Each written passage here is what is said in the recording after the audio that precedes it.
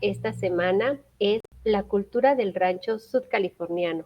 Para tratar el tema, le damos la bienvenida a José Aníbal Amador Castro, originario de San José del Cabo, Baja California Sur, criado en una familia con arraigo sudcaliforniano. Desde pequeño se aproximó a la historia del terruño, tal vez inspirado por las anécdotas de su abuelo.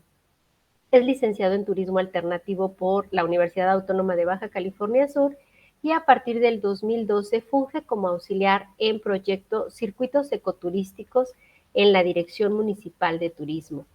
Durante estos últimos 10 años ha trabajado para el Ayuntamiento de Los Cabos en áreas como la Dirección General de Ecología y Medio Ambiente, como coordinador de Turismo Alternativo y Sustentabilidad en la Dirección Municipal de Turismo y actualmente como asesor técnico en la Dirección Municipal de Educación, Divulgación y Promoción Ambiental. Además de desempeñarse como docente en ITES Los Cabos con la materia Turismo Rural y Desarrollo Sustentable y en la Universidad Mundial con la materia de Historia y Desarrollo de Baja California Sur. Colaboró en el proyecto fotográfico Sublevación Pericú, dirigido por Josafat de la Toba, en el cual realizó la idea conceptual y narrativa en el año 2018. Ha tenido breves participaciones en diversos medios de difusión locales como revistas, radio y televisión en torno a temas de conservación natural y revaloración del patrimonio histórico y cultural de la región. Aníbal, un gusto poder compartir este espacio, bienvenido.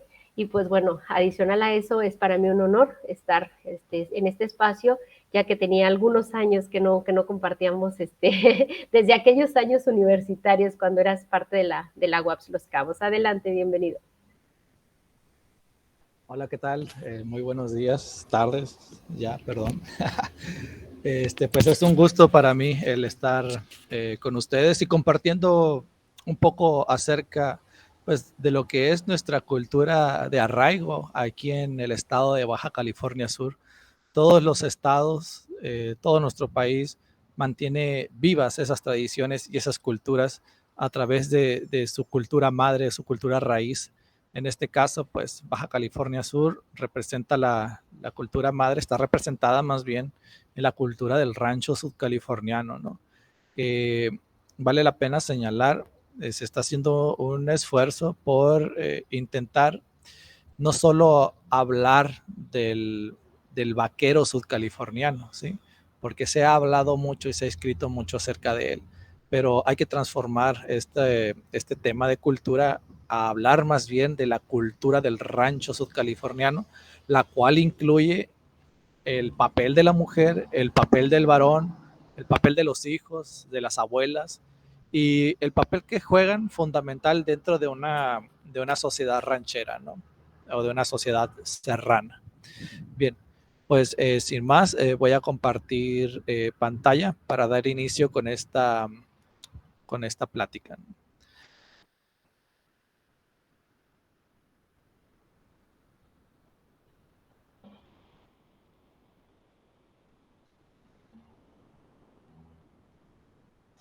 Bien, pues ustedes me indican si se observa mi presentación en pantalla. Sí, ya le estamos viendo. Ok, perfecto. Entonces, pues, de nueva cuenta, muchísimas gracias por la invitación.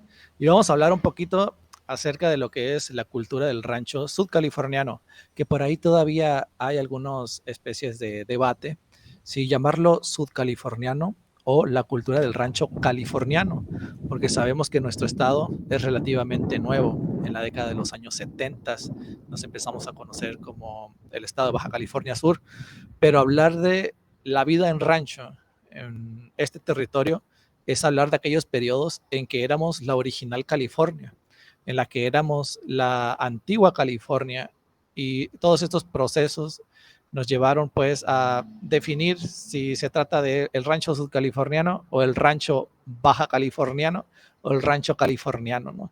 Pero bueno, para fines prácticos hablaremos acerca pues de lo que es el rancho en Baja California Sur. Bien, vale la pena mencionar, y me gusta mucho este escrito, ¿no? Si bien en Baja California Sur las culturas autóctonas los indígenas autóctonos de nuestro estado se difuminaron a lo largo de los siglos, a lo largo del tiempo en Baja California Sur, mantenemos una cultura de arraigo. Esta cultura de arraigo la encontramos dentro de las comunidades rancheras de nuestro estado, ¿no? Esas comunidades serranas que dentro del aislamiento pues encontraron un estilo de vida, una conducta, y también vale la pena mencionar pues que fueron ellos quienes tuvieron estos contactos con los indígenas de aquellos tiempos, ¿no? Vale la pena mencionar a los indígenas que habitaron la península de Baja California Sur, y tenemos pues que son los indígenas pericúes para el sur de la península, para el centro tenemos a los indígenas guaycuras y para el norte tenemos a los indígenas cochimíes, ¿no? Bien, a claras cuentas, Baja California Sur tiene su raíz madre en las comunidades rancheras, ¿no? Quienes los estudiosos del tema, socioantropólogos, han determinado que estos grupos humanos viven casi tal cual hace 200 años en estas comunidades serranas. Son considerados una especie de cultura fósil dentro de un estado aislado, el cual a través de los siglos pues fueron consolidándose como una comunidad, ¿no? Entonces pues ahí tenemos este dato de la cultura del rancho californiano, ¿no? Vamos a hablar un poquito de la historia, de cuál es el origen pues de los ranchos en Baja California Sur. Y pues para ello vamos con la siguiente presentación. Bueno, perdón, no tengo un buen espacio para dar la plática y hay gente hablando, una disculpa por ello, ¿no? Se escucha bien, no te preocupes. Ok, perfecto, me distrae un poco, pero bueno, hablemos acerca del periodo misional. Y este periodo misional, entiéndase como este momento histórico en el cual por fin surgen las primeras comunidades ya con un modelo europeo para Baja California Sur. Se habían hecho intentos de consolidar comunidades en el territorio desde el siglo XVI. Se me viene a la mente Thornton Jiménez, uno de los célebres exploradores. Se le atribuye ser el descubridor de este territorio. Hablemos de Hernán Cortés y su fracaso colonizador, ¿no? Por allá de 1635, cuando tenemos por estas costas a Hernán Cortés y pues bueno, su proyecto fracasó, ¿no?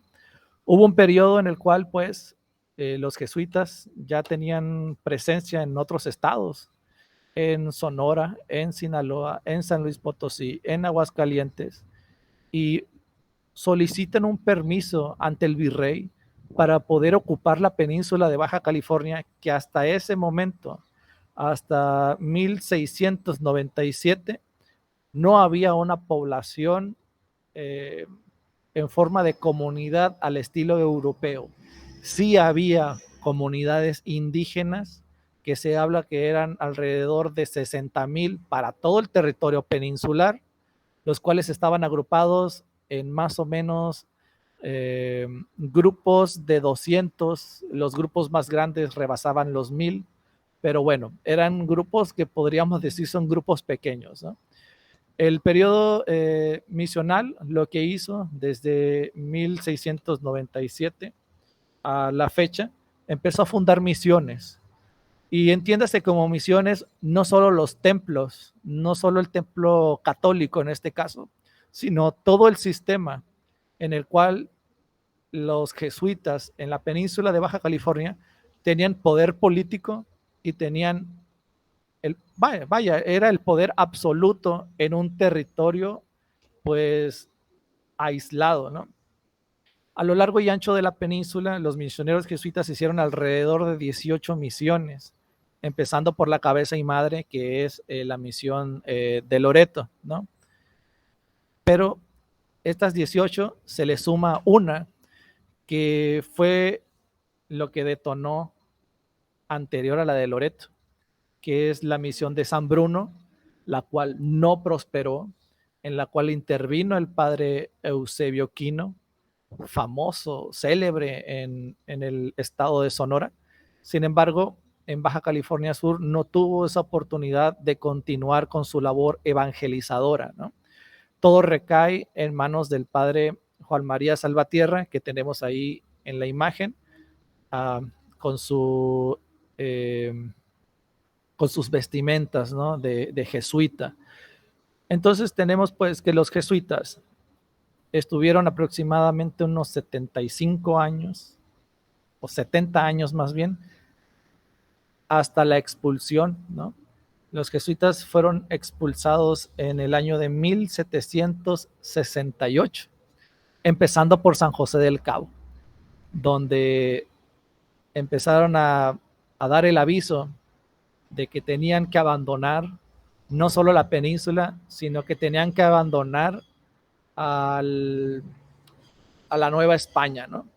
Entonces, durante este periodo misional, que dura 70 años, hubo un fenómeno muy interesante. Todo esto que les comento son antecedentes para poder llegar al punto del rancho, ¿no?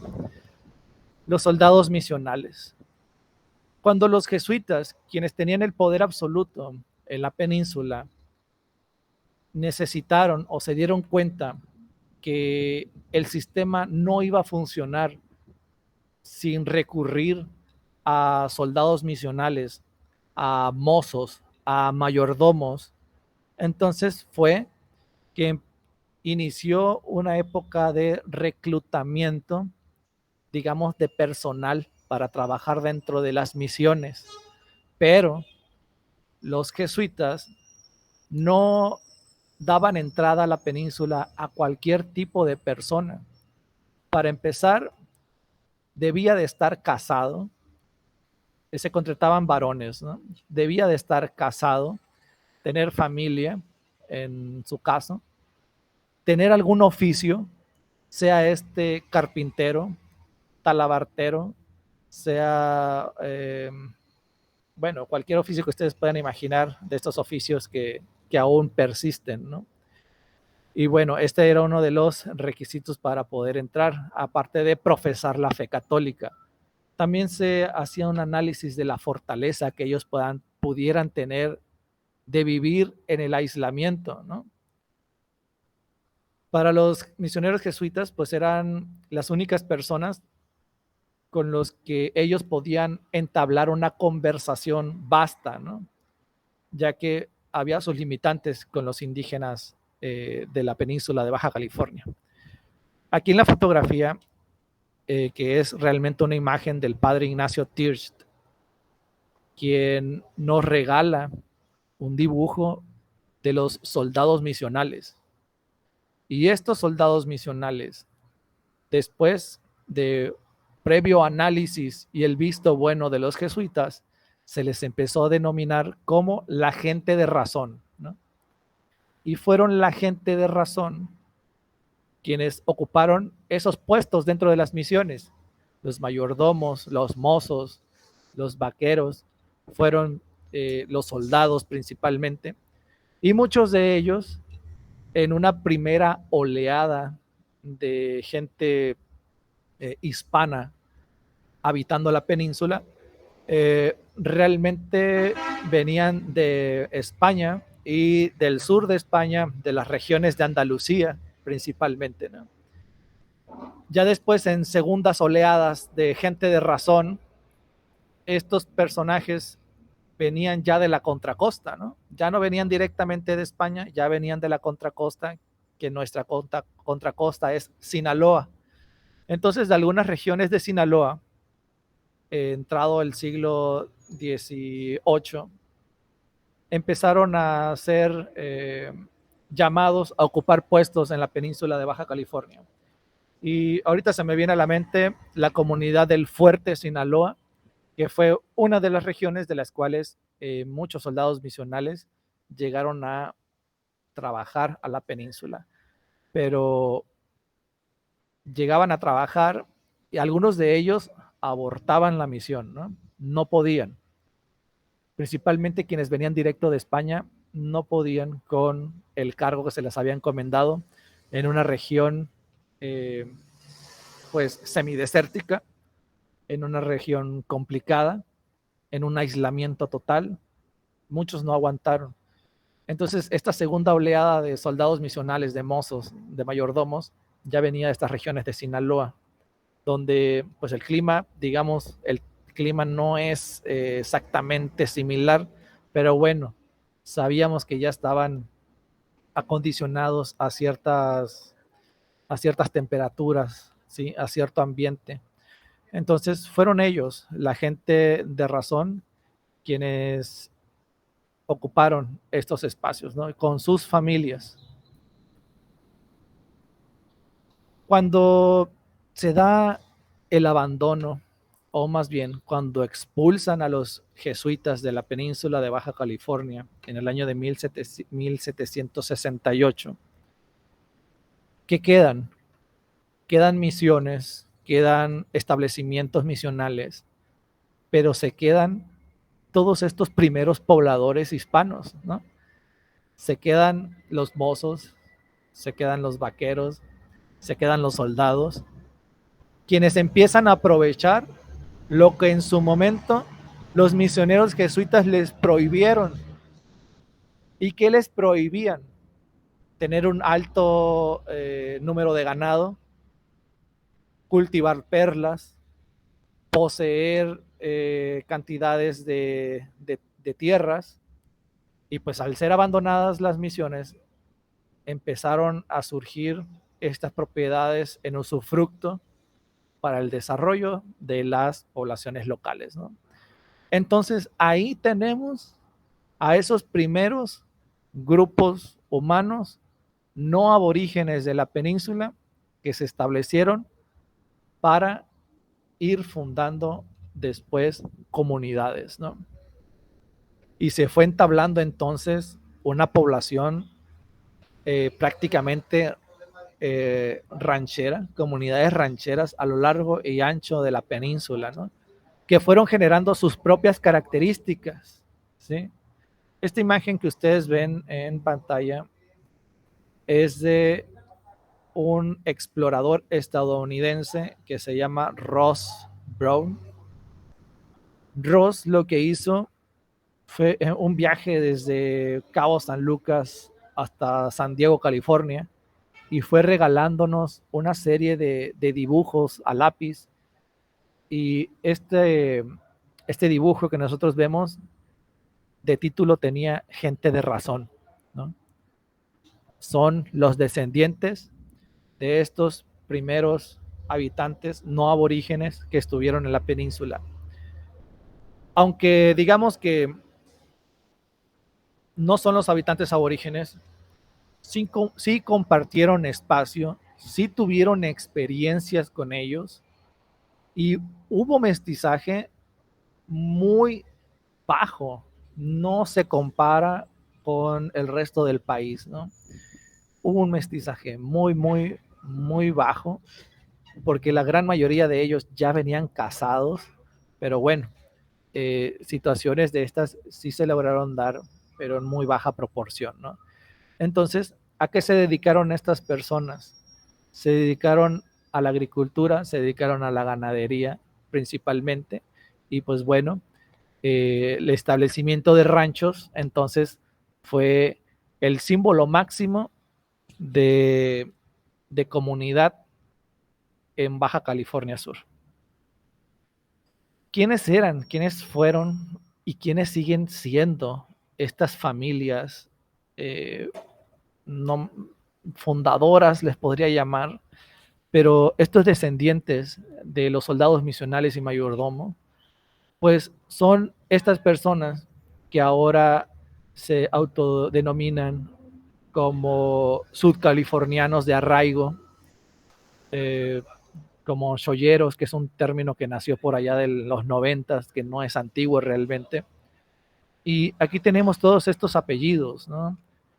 Que más o menos los acomodé a cómo fueron llegando en las oleadas que fueron viniendo, y esto lo hago constatar en la guía familiar de Pablo L. Martínez, un libro de consulta para todos los subcalifornianos, y pues tenemos que fueron los Rodríguez, los Márquez, los Arce, los Ocio, los Romero, los Carrillo, los Amador, los Verdugo, los Verduzco, los Sáenz, los Ruiz, los Ortega, los Eseña, los Murillo, los Talamantes, los Aguilar, los Villavicencio, los Marrón, Acevedo, Cota, Higuera, Mayoral, Osuna, López y de la Peña. Todos ellos descendientes de estos primeros habitantes en la península de Baja California Sur, en la península de Baja California, perdón, quienes, si ahorita emprendemos un viaje hacia las sierras de San Francisco, hacia la sierra de Guadalupe, hacia la sierra de la Giganta, vamos a encontrar estos mismos apellidos en esos mismos ranchos que fundaron aquellos primeros hombres y mujeres que se establecieron en nuestra geografía, ¿no? La fotografía que tengo de fondo es una fotografía que nos regala el célebre Harry Crosby. Harry Crosby nos regala, nos documenta toda la vida de rancho en Baja California Sur. Y él hizo este trabajo, lo elaboró en la década de los años 60 y en la década de los años 70. ¿Y qué fue lo que se encontró? Desde el lado del estudio socioantropológico se encuentra con una comunidad que resguarda y atesora sus usos y costumbres, sus tradiciones, casi tal cual hace 200 años. Y esto le admiró y esto le hizo escribir uno de sus libros que se llama Los Otros Californios, que se los recomiendo. Y pues nos regala también estas fotografías, ¿no? Harry Crosby aún vive en San Diego, California, tiene arriba de 95 años. Yo una vez le escribí, porque el señor tenía Facebook, le escribí, le mandé un mensaje, le dije muchas gracias por su labor, ¿no? En pocas palabras le dije eso. Nunca me lo contestó, pero yo me quedo con esa satisfacción de en vida decirle muchas gracias, ¿no? Pero bueno, espero que viva con salud un par de años más, ¿no? Para que nos siga regalando su obra. Dentro de este aislamiento, pues una cultura se estableció, ¿no? Con sus particularidades, con todo aquello que pueda definir una cultura independiente, que no se repite, y nos regaló desde la forma y construcción de los ranchos. Ahí tenemos esta imagen, esta fotografía, la primera donde pongo el rancho, es una fotografía del rancho Vivelejos. El rancho Vivelejos estará a unas 5 horas a lomo de mula de la población más cercana, 5 horas a lomo de mula por la sierra, me parece que es la Sierra La Giganta. Vean la construcción, ¿no? Estamos hablando que son la década de los años 70. Ese tipo de construcción es exactamente lo mismo, el mismo estilo que se manejó durante los periodos misionales en la península de Baja California, ¿no? Con esos mismos rasgos, con esas mismas características, los mismos elementos, utilizando de poste el palo zorrillo, amarrando la palma con tiritas de datilillo, usando la hoja de palma para techar, con techos bajos. Cuando uno entras te tienes que agachar, ¿no? La gente de Serrana es alta. Entonces tenemos estas características que muchos ranchos aún las tienen, ¿sí? Yo me sorprendo un poco, bueno, no me sorprendo, me entusiasmo cuando me dicen vamos al rancho, ¿no? Y llego al rancho al que me invitan y resulta que es una casa de campo, ¿no? Y a mí que me gusta la historia, que me gusta la cultura, voy imaginándome, pero un rancho tradicional, ¿no? Y pues ya me he llevado bastantes chascos cuando me invitan a un rancho, que les agradezco, síganme invitando, pero pues no es lo que se visualiza como un rancho con esencia, con cultura de Baja California Sur. Otro tema a destacar es el habla o la forma en que habla el ranchero sudcaliforniano, ¿no? El cual, según los estudiosos del tema, indican que manejan muchas palabras en desuso para el resto de México, pero que se siguen utilizando en las regiones sureñas de España, ¿no? Y es una forma muy de hablar que no me atrevo a decir que se asemeje al acento o al hablar cantado del sinaloense, no se asemeja para nada. Es único, ¿no? Y manejan palabras que están en desuso en México. Ahorita que se me venga a la mente la palabra pillar, ¿no? Cuando algún muchacho anda correteando una gallina que le encargó la abuelita para hacer la caldo, ¿no? Píllame la gallina, ¿no? Píllala, píllala, ¿no? Cuando no la atrapan, ¿no? Y ahí pillan al pollito, pillan a la gallina. Entonces, son estas palabras que ya están en desuso en el resto de México, pero están presentes aquí en el estado. O la palabra churido, ¿no? ¿Qué es churido? Para el resto de México yo digo churido y no me van a entender, ¿no? Tal vez. Pero churir es, no, puedo churir una hoja de papel, ¿no? Me chocaron el carro y me lo churieron todo, ¿no? Entonces son estas palabras que quedan dentro del habla sudcaliforniano. Y hay una particularidad en la gente serrana, las charras. ¿Qué son las charras? Son esas mentiras que sí son verdad, son esas cuentos que tienen un poco de verdad, que tienen un poco de fantasía, pero es una adaptación a, tengo un poco de tiempo libre en el rancho, hay que platicar, se me acabó mi repertorio, voy a contar charras, ¿no? Voy a hacer chiste de alguna situación, ¿no? Inventada o con un poco de realidad. Por ahí alguien me comentó que en España había charras, pero obviamente no se llamaban charras, que era una conducta en desuso ya en aquellas regiones, ¿no? Sin embargo, aquí la seguimos aportando, ¿no? Para no hacerles el cuento largo, si conocen a los comediantes, los huizapoles, ellos lo que cuentan son charras, ¿no? ¿Va? Una forma de entretener. Bien, la cuera. La cuera sudcaliforniana es este elemento, es una herramienta de trabajo mucho más que el traje típico de Baja California Sur. Yo lo catalogo más bien como una herramienta de trabajo para la gente de campo, para la gente de rancho.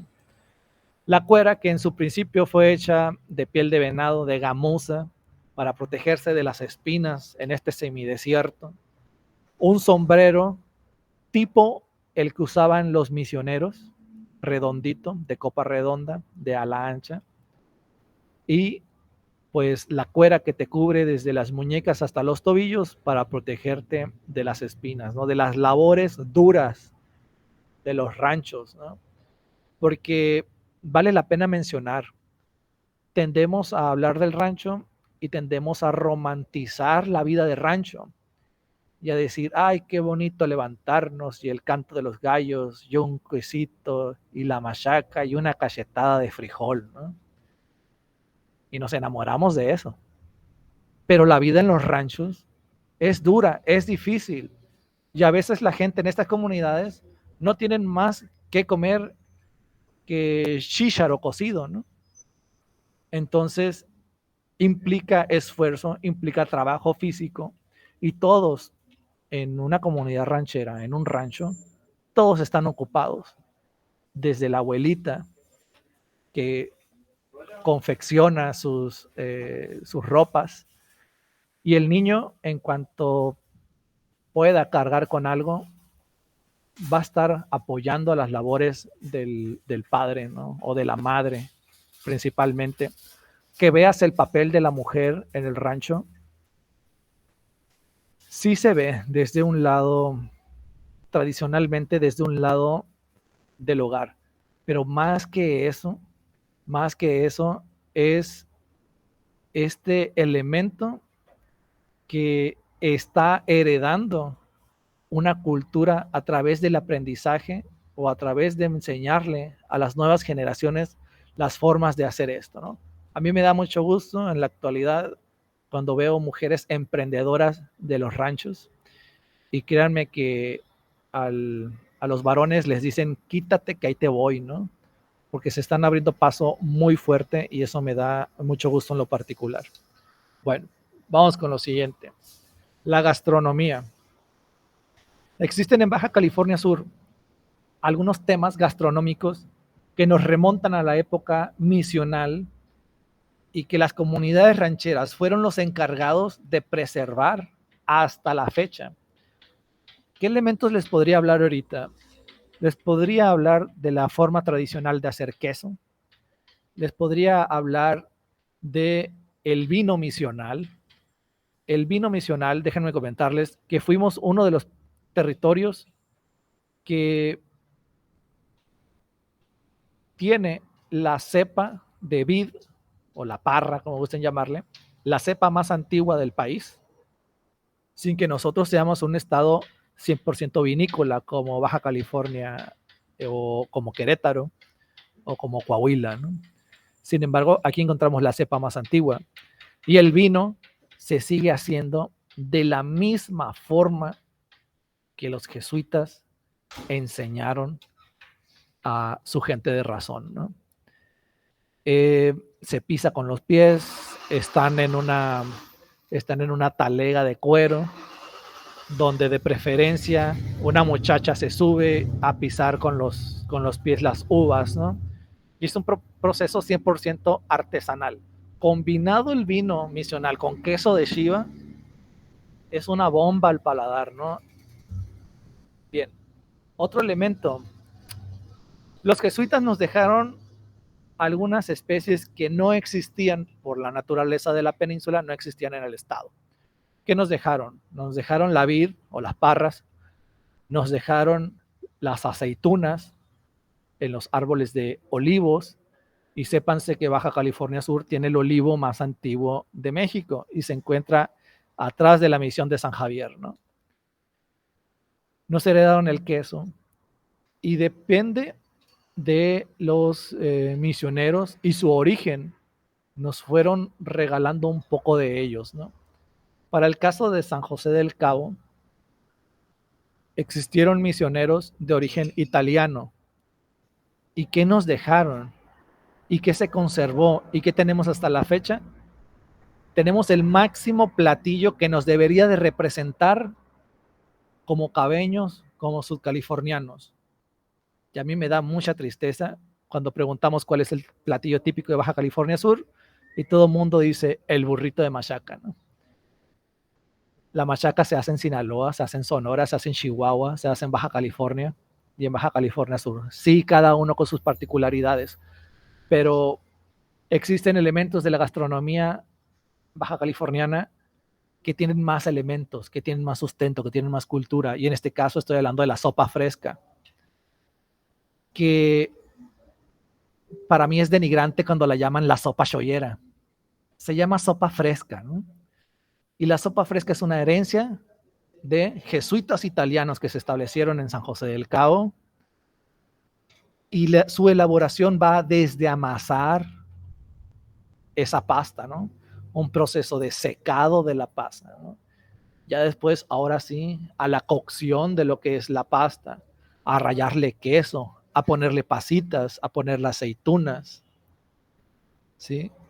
Y es este platillo el cual nos da tantos rasgos de características culturales del estado, y pues se sigue conservando la forma tradicional de hacer y se ofrecen momentos especiales, ¿no? en fiestas, el Día de las Madres, en Navidad, un cumpleaños, el Día del Padre. Son fechas especiales en las cuales se hacen. Una quinceañera, una boda, ¿no? Antes era lo que se daba, cuál pechuga de pollo rellena, ¿no? Se daba birria y sopa fresca, o tamales de chivo, o tamales de koshi con sopa fresca y frijolitos, ¿no? Pero bueno, son estos rasgos culturales que nos han ido conservando las comunidades rurales, las comunidades rancheras. Dentro de las artesanías, si yo comparo Baja California Sur, lo comparo con Oaxaca, pues realmente Oaxaca está acá arriba y Baja California Sur estaría acá abajito, ¿no? Si los comparamos. ¿Por qué? Porque el medio de Baja California Sur y los estilos de vida que prevalecieron fueron tan difíciles, tan duros, que realmente había muy poco tiempo para el ocio, siempre estaban ocupados, ¿no? Entonces eso les llevó a todo lo que se elaborara tenía que ser funcional antes de ser, de encontrar la belleza en ello, antes de hacer situaciones que nos podrían ayudar a adornar nuestro hogar. Y todo era funcional. Lo más elaborado que encontramos en las artesanías de Baja California Sur son las sillas de montar sudcalifornianas.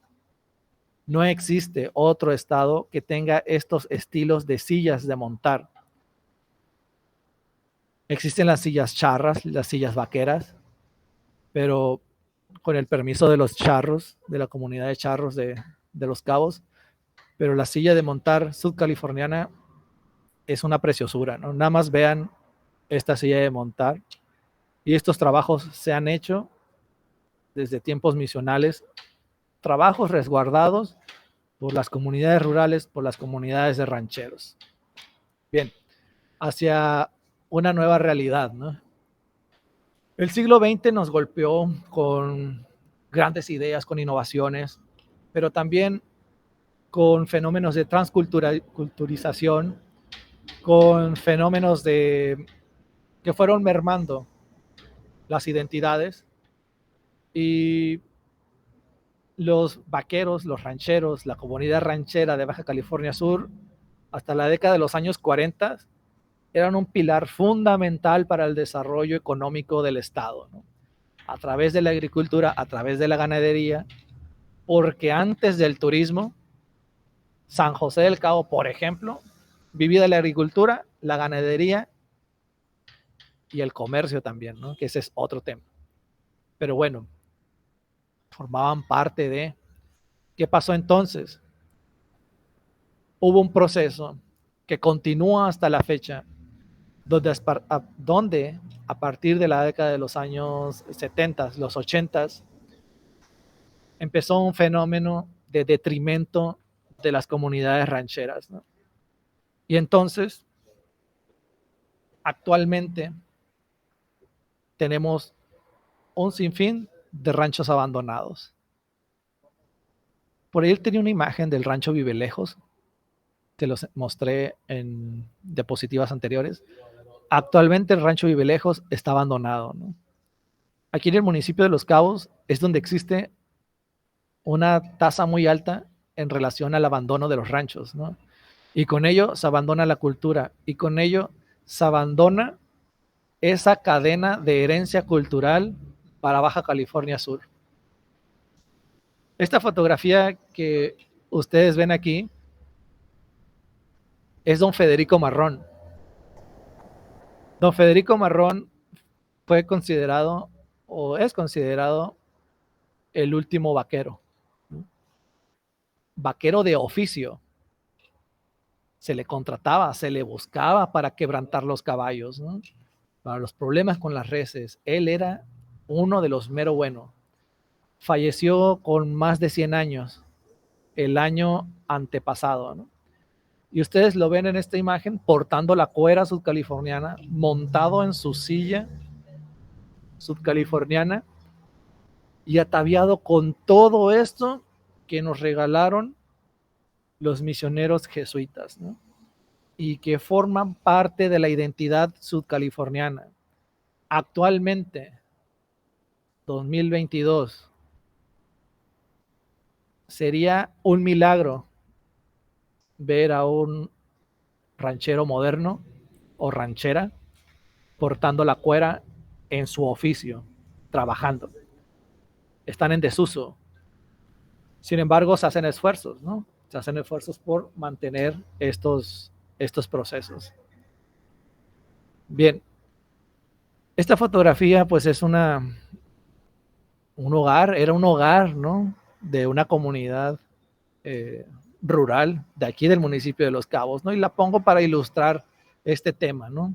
Sacaban los ranchos y sacaba un estilo de vida, una tradición, una cultura, pero sobre todo un sistema que es autosuficiente, ¿sí? Hasta cierto punto. Y estos están desapareciendo, están siendo abandonados.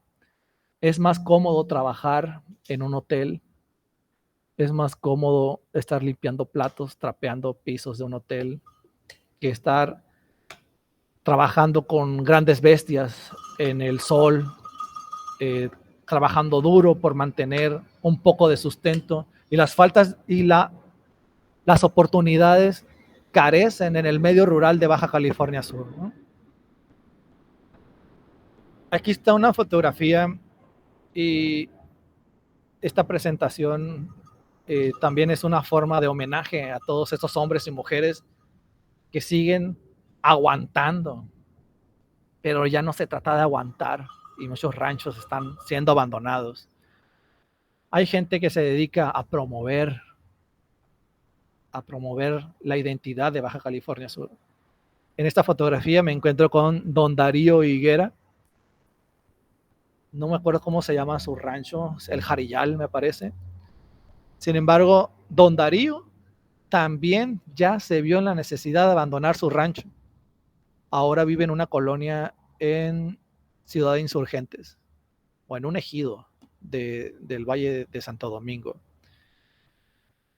Gracias a él, gracias a personas como Harry Crosby, gracias a personas como Ignacio Tirst, gracias a tantos escritores y escritoras, nos están documentando lo que es una cultura que está a punto de desaparecer. El último documental del que yo estoy enterado es protagonista don Darío Higuera. El documental se llama La Recua, se los recomiendo mucho. Y pues bueno, aquí la reflexión es cuál va a ser el futuro de los ranchos, ¿no? De estos estilos de vida. La tendencia es a desaparecer si no se trabaja en la reestructuración, en la promoción, en la legislación de las comunidades rurales, de las comunidades rancheras. Esa es nuestra cultura autóctona, esa es nuestra cultura madre y la estamos viendo desaparecer. En julio, la revista National Geographic presentó su portada y con mucho orgullo estaba un ranchero sudcaliforniano en la portada, ¿no? Y le dedican un artículo, la National Geographic, ¿no? La cultura del rancho en Baja California Sur tiene todos los elementos para ser una cultura patrimonio de la humanidad. Así se los digo. ¿Por qué?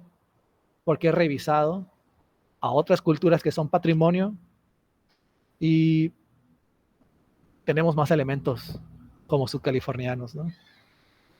Entonces, pues hasta aquí les dejo esta reflexión y pues muchísimas gracias y estoy abierto a sus preguntas o comentarios, aportaciones. Muchas gracias, Aníbal. La verdad, muy interesante todo el planteamiento de cómo fue la construcción de esta identidad subcaliforniana. Bueno, primero californiana, porque pues efectivamente somos un estado que todavía se puede considerar joven. Y a mí me gustaría comenzar haciéndote una pregunta. De esta información que tú nos diste, hablas de que tendemos a romantizar, ¿no? El rancho subcaliforniano. Y en ese aspecto es en el que va la pregunta. ¿Cuáles son las consecuencias a las que nos lleva esta parte de la romantización del rancho? de acuerdo a lo que tú sabes, ¿qué de bueno y qué de malo existe en esto? Digo, no podemos decir que todo sea negativo, pero ¿a qué nos lleva desde estos dos enfoques? Pues lo malo de romantizar el rancho es que pensamos que están bien a gusto, ¿no? Que no les falta nada, que no carecen. Sin embargo, pues sabemos que las condiciones son adversas, ¿no? Sabemos que es difícil. Entonces va por ahí, va por ese lado, ¿no? De que lo romantizamos, viven tan a gusto, ¿no? No desean tener confort, más confort. Por ahí una vez escuché a unas personas en un rancho donde el señor le decía a su mujer, oye, ¿y si le hacemos una moldura a la puerta? Y la mujer le dijo, baja, ¿y para qué? ¿Para qué en el rancho? Y el señor le contestó, como si nosotros no tuviéramos derecho a tener vida digna, ¿no? Entonces, va por ese lado, ¿no? Que creemos que viven en una, que viven apartados de la comunidad, pero que viven en su propio sueño o en su propia burbuja de felicidad donde nada carece, donde no es necesario hacer políticas para ellos y pues donde no son, pues no son visibles para las autoridades muchas veces, ¿no? Si no se documenta, si no se aporta hacia ellos, pues las autoridades nunca los van a considerar, ¿no? Yo creo que estamos en tiempos de poder dar un giro a lo que estamos haciendo en el Estado y empezar a reconsiderar a estas comunidades, ¿no?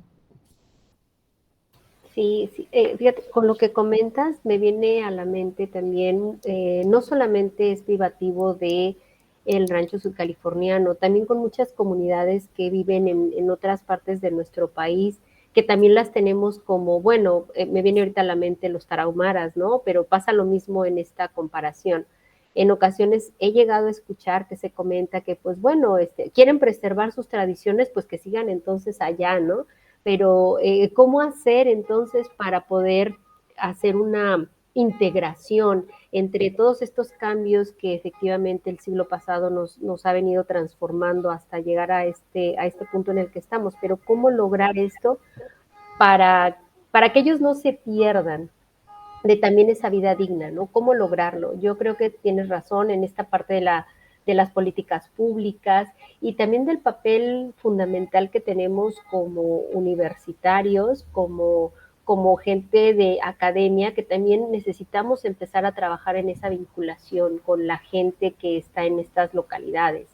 En ese sentido, también me gustaría preguntarte, ¿cómo hacer estas interacciones? Si de repente los vemos bien alejados, ¿cómo se te ocurre hacer esas interacciones entre nosotros que estamos en este ámbito académico y estas comunidades que tú visitas, que tú conoces, por herencia incluso familiar, ¿no?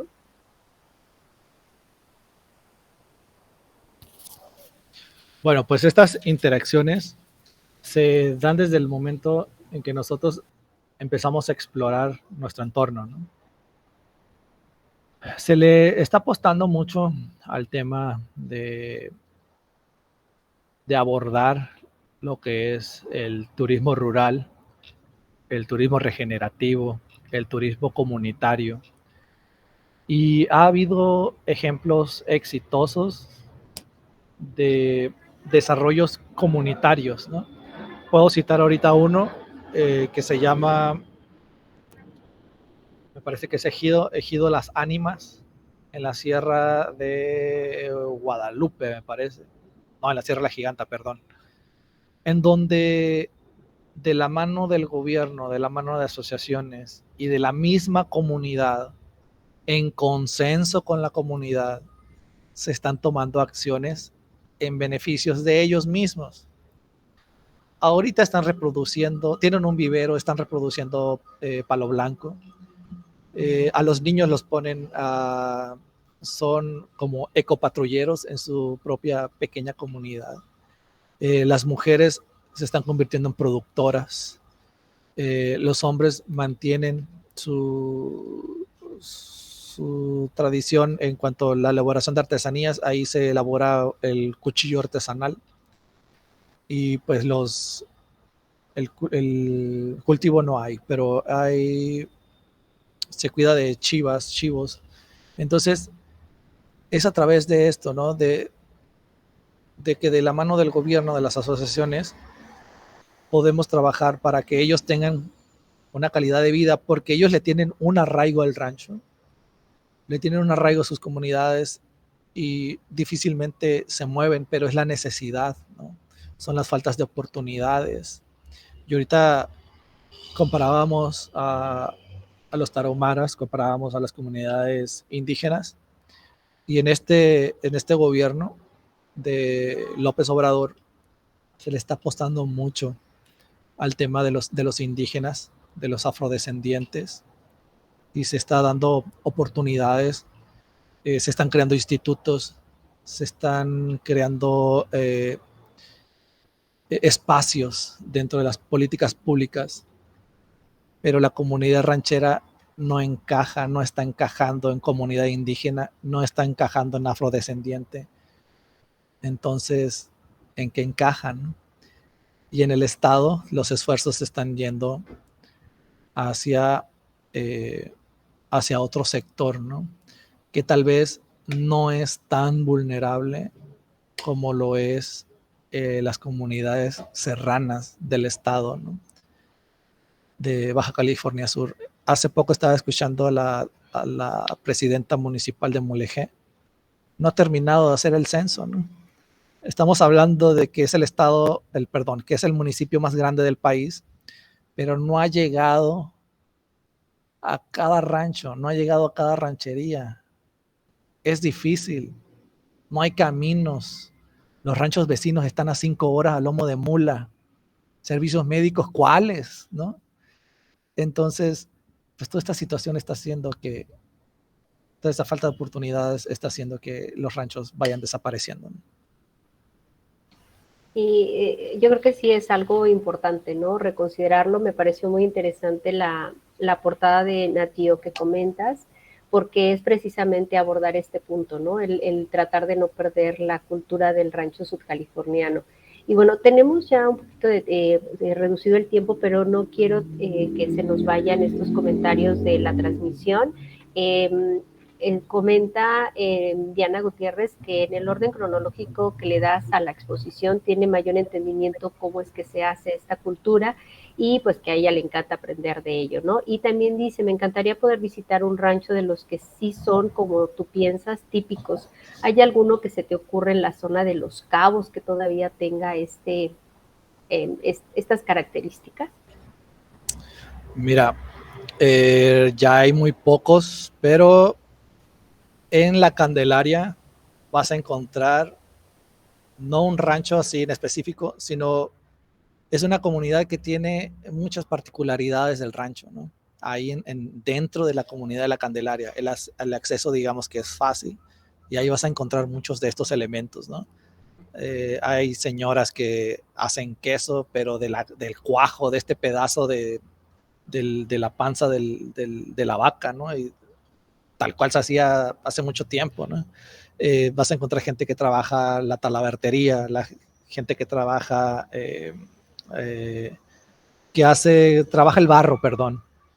Yo creo que ahí sería un lugar ideal. Para acá, para el lado de San José, hay un rancho que se llama Palos Verdes, donde vive una señora de la tercera edad que hace muy buenos quesos, pero es un rancho que todavía tiene por ahí una casita antigua, ¿no?